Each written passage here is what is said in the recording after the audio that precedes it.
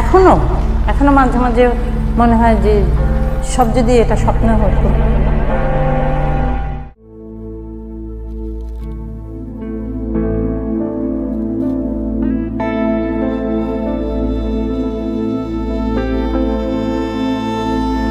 খন্দকার মুশতাক আহমেদের নেতৃত্বে আজ ভোরে সামরিক বাহিনী দেশের সর্বময় ক্ষমতা গ্রহণ করেছেন।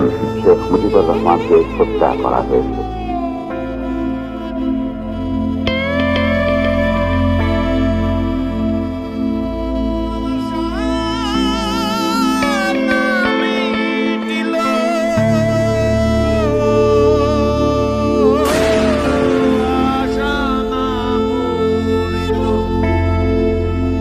বাংলাদেশে বাঙালিরা আমার বাবাকে মারবে, এটা তো ধারণারও বাইরে ছিল।